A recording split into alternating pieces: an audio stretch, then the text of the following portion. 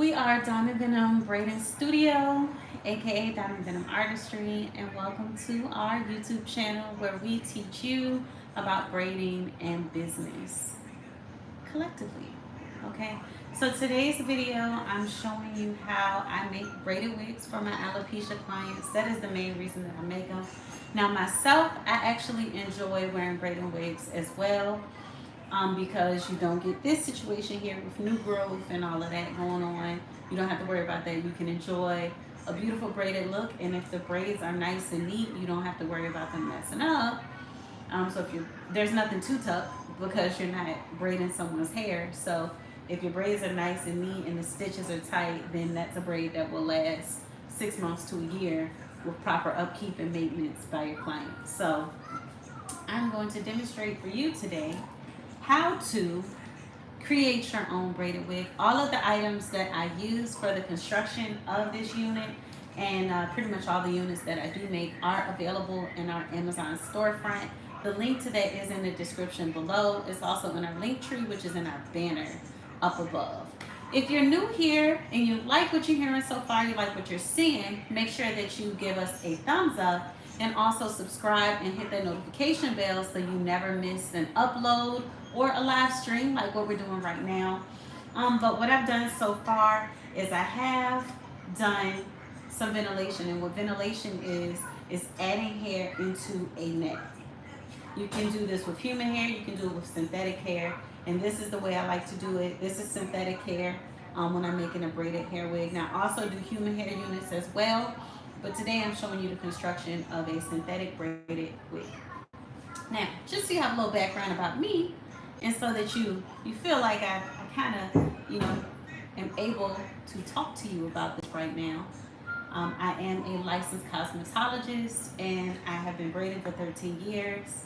I am a cranial prosthesis specialist, which means I specialize in medical wig making, and I have a passion for alopecia and hair loss. Every service that we provide at my salon includes hair care, so shampoo, treatment, optional trim, and I provide the hair as well. So if you're interested in booking an appointment and you don't mind traveling, we are located in Richmond, Virginia, Southside Richmond, Virginia, Diamond Venom Braided Studio, and we are accepting appointments. So with the ventilation, I treat the hair that I ventilate into this wig as if it were a person's hair. Whatever's in there is the existing hair before I begin my braid. Now, because it's only 2 strands, you have to put your first piece of hair in as you would do a box braid, which is splitting the first leg. What you're gonna do is leave one end unsplit, and then you split the other, so you have 3 legs of the braid. 2 will be smaller than 1 on the other side, and I'll demonstrate it again. But I just kind of hopped into doing it because I do need to have this unit done by Saturday, and today is Wednesday. So I want to get going. Once I start the braid, I go ahead and use one of the T-pins. That is an item that has been, is in the list as well.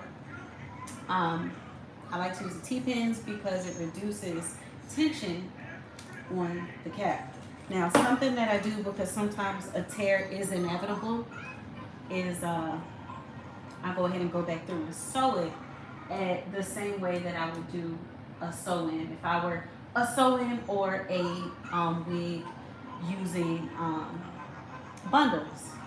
So I'll show you that in a second. You can kind of see it down there. And I really mainly do it in the nape of the neck because that's where the neck is more prone to kind of tearing and having its issues a little bit. But I do, just depending. I try not to go too far up with that method because I don't want the string, the thread to be visible. So at least halfway up the wig cap, I'll do that. But yeah, now I'm just plaiting down. And I shoot for relativity. I don't shoot to be a perfectionist when I do this braided wig technique.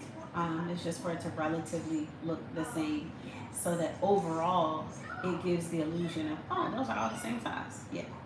And also, I don't shoot for them to be too extremely close, especially in this area. Because you don't want too much weight in the back because it can cause the unit to slip backwards. as your client is wearing it, and that's not what you want. Mind you, I am working from home. It's later in the evening. My daughter and my son are both here, but my daughter is the most vocal one.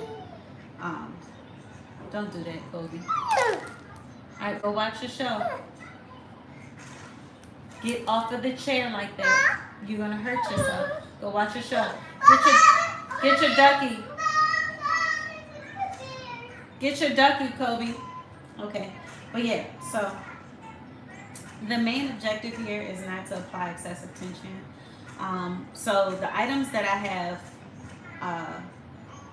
put in the link, I'll go ahead and discuss what each of them are, and then I'll get into just some information about braiding in general and what my perspective is on the industry. So where this all starts from is, of course, the wig blockhead. So this wig blockhead is a size 23, which I find usually is most people's head size. It'll be give or take, you know. And what I like to do with these braided wigs anyway is install them on my clients in a way where they're sewn down, they're not going anywhere, and then they have the versatility of using tape to attach them and adhere them to their skin. And I think that gives a very beautiful end result. And it's just easier to maintain, especially like if they like to take them off day to day and don't want to have a really like permanent install. I don't think well, you know what, honestly, I don't recommend anybody take it off day to day. With this type of unit, I recommend just leaving it alone. Now, to explain why I make these, I've had quite a few queens lately reach out to me with requests for braids over their alopecia, because it is something that I can do, and they've seen my work on Instagram. By the way, our Instagram is Diamond Venom Artistry. If you're not already following us there, the link is also in the banner. Mommy. Kobe, go watch your show. Take the duck in there.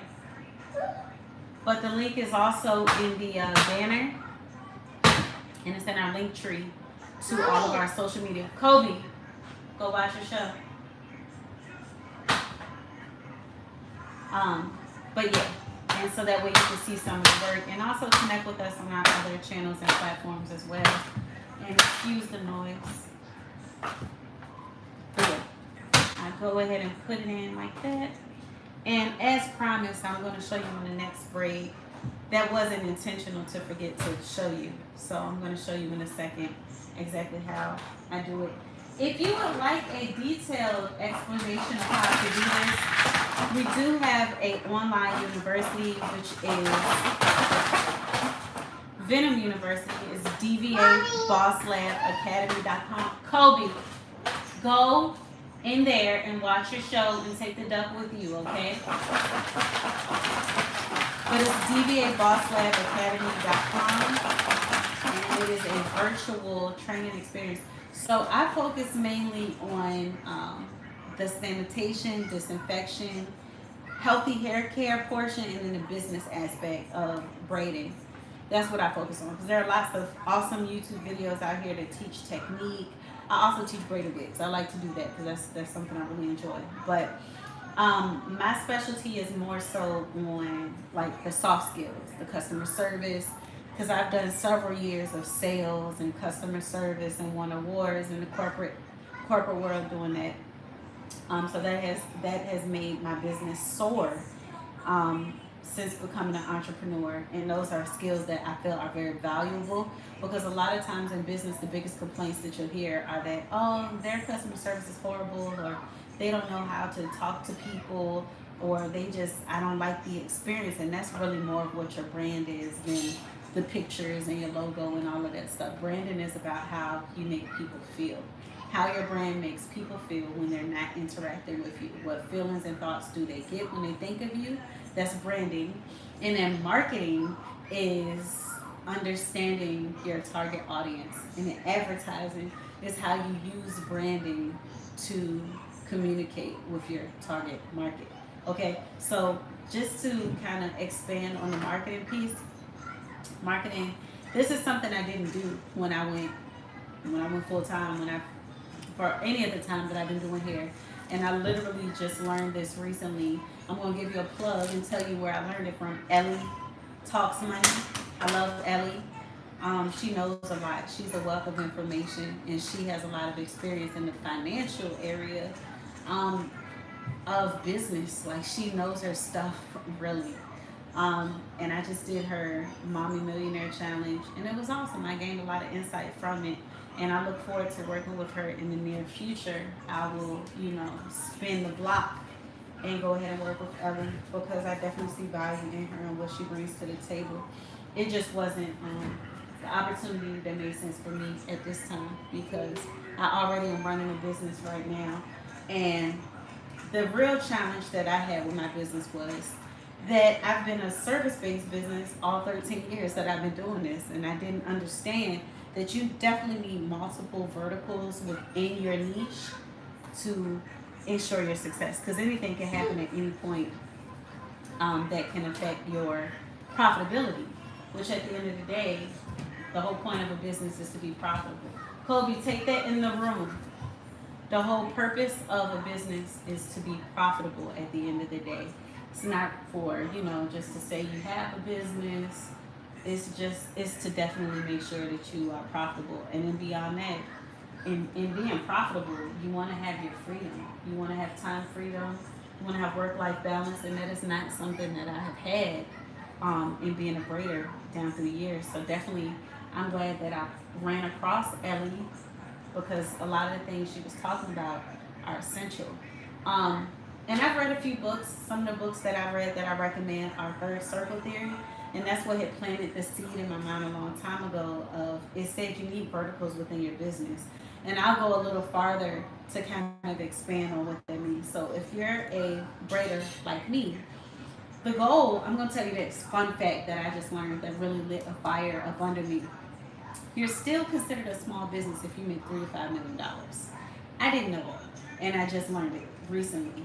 And with that being said, that means that you need to quickly find out once you go in business, how am I going to scale from, how am I going to make my first 50K? And after I make my first 50K, I'm going to double it to make 100K. And then how can I do that 10 more times so that I can hit a million minimum? And then from there, just duplicating the process and figuring out in what way am I going to duplicate, what part of the process can I duplicate more easily. What's the easiest part of this process? Which part of this is the most duplicatable part that I can go ahead and clone so that we can increase our earning. So that's once you get to that part. I understand that part. But the hard part is getting from your first 6 figures to multiple 6 figures and then scaling that up to $1 million. And then I just simplified it. I've heard a couple people say it, and then I just kind of thought about it myself. But the verticals are really important. And I would say simply, all you have to do is if you can make $100,000 once, think of what you did to do that the first time and do it 10 more times. So what I did to get to that point was service. I focused on quality with my service and everything like that. But I wouldn't do that 10 more times. What I would do is just have multiple verticals within my business. So that means if I have focused on service, and service has been that great, instead of me doing it 9 more times, what I can do is make sure that every other vertical that I introduce to my business is relatable to or related to that service. So since I've established my salon as a 5-star salon with a very, very strong rating from clients, then what I need to do is make sure that I do things that are complementary of that. So services. I provide services. What goes hand in hand with that? Products. The products that I use when I'm providing my services is just natural for that to be available in a digital format. Like I need to have an e-store. That was never anything I focused on. I don't know why. During COVID, when everything shut down, I did have a store. I was making sales all over the country. People bought from Canada. People bought from Washington. And we're in Virginia. We're in the Diamond Venom Braided Studio in Virginia. So that was pretty cool to see people buying from California, Florida, Georgia, everywhere but here. So I was like, dang. But you know, things changed when people went back to work. Their attention wasn't on social media as much anymore, and that's how I had been making the sales from like my Facebook.